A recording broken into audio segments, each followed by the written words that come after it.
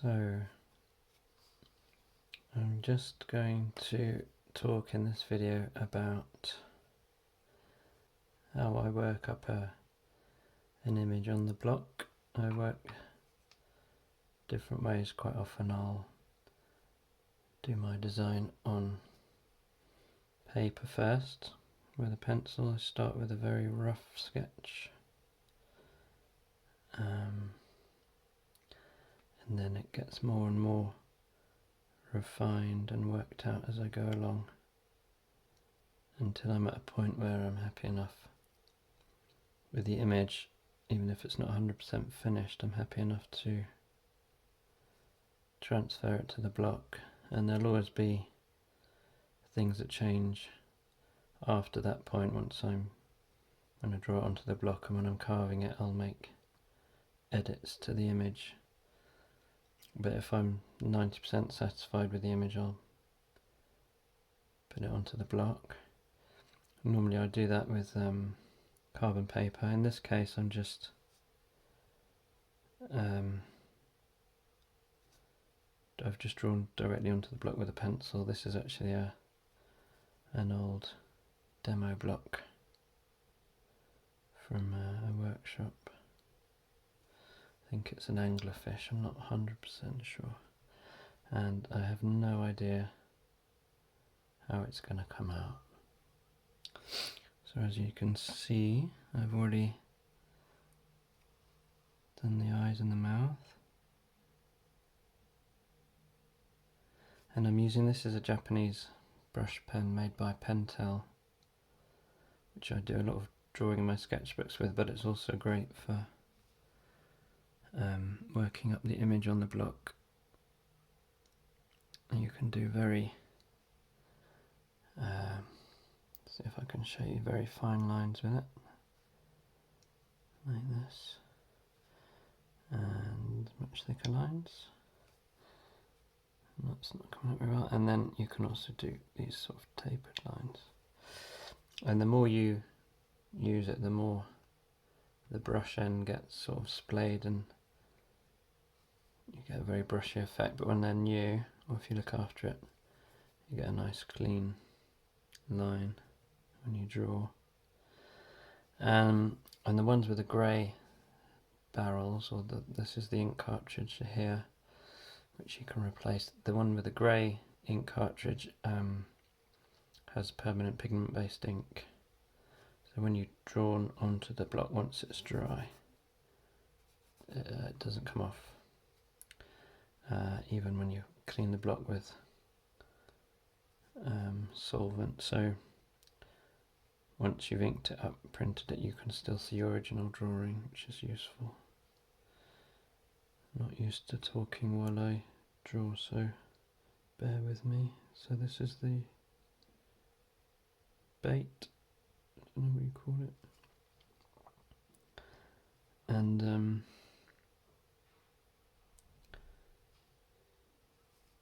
like I say, I have no idea how this is going to come out.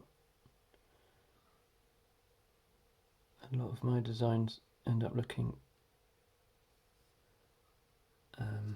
vastly different at the end than they did at the beginning.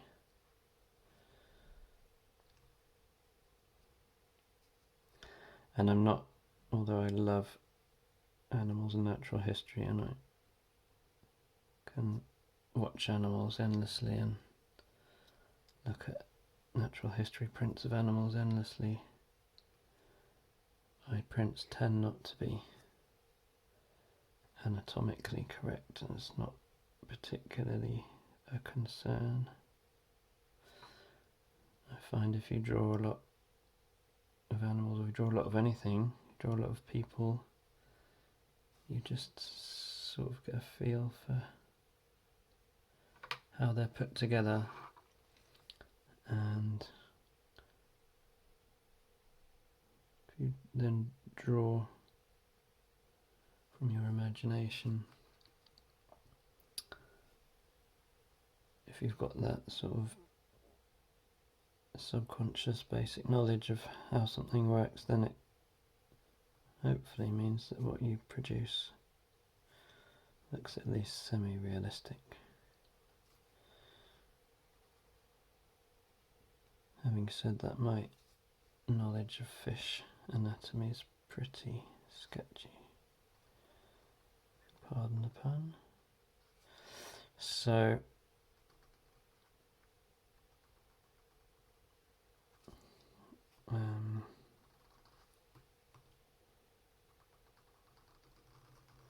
you can, this pen, once it's on the block, you can erase it with methylated spirits or alcohol, pure alcohol, ethanol. But it gets a bit messy, so I try not to make changes with the pen. Try and do all the editing stage with the pencil, and then with the pen I'm really just working out the weights of the lines and some of the details. Like I say, I don't have everything 100% worked out before I carve, because I used to do that. I used to draw everything out and then carve very accurately and faithfully around what I'd drawn, and it's fun to start with, but after 10 or 12 years of doing that it gets a bit dull. So the carving part for me is both the scary part and the fun part now as well. I mean, I enjoy the design aspects as well, but the carving has become a more important part of the creative process for me. And I try to leave some areas of the print unresolved, so that when I'm carving I can use the tools to make the marks that the different marks that the different tools make. Otherwise I think you might as well just make a screen print or a digital print. And over time, as you've gotten used to using the tools more and more, you'll find as you draw the image,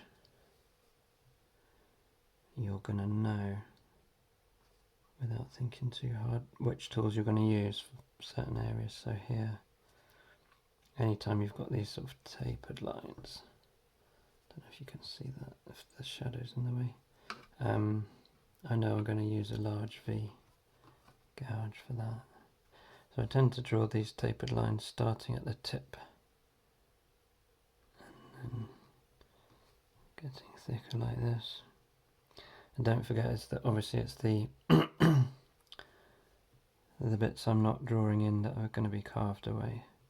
So these grey areas in here I'm going to carve with a V starting in this point and working outwards, getting deeper with the tool. Do some other carving videos.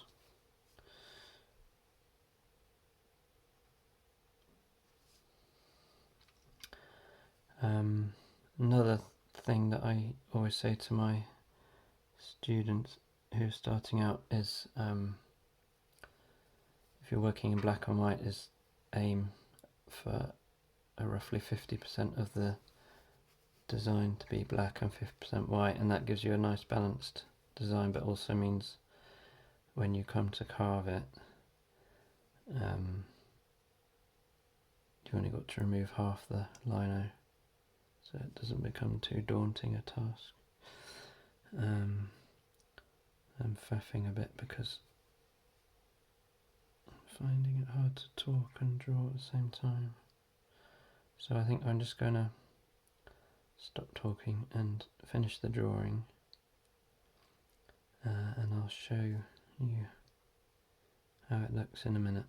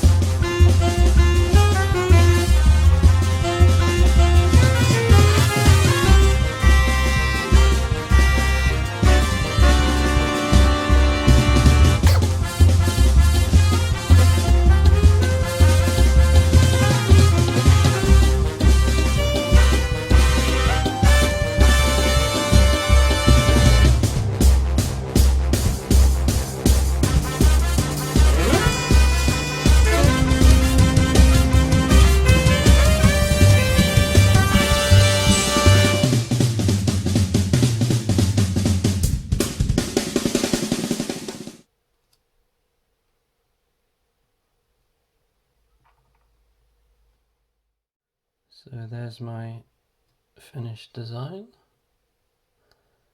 I usually work a lot slower than that, and I'm very indecisive, so things take forever. So this is quite a good exercise actually for me, because I can't faff around too much doing this.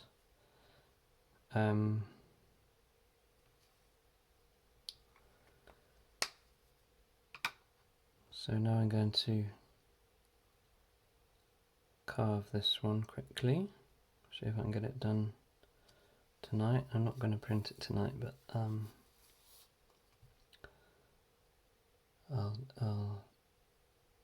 carve this and I'll post that as a separate video, and you'll see that the end result is probably going to look a bit different to this. Probably add some watery textures in the background.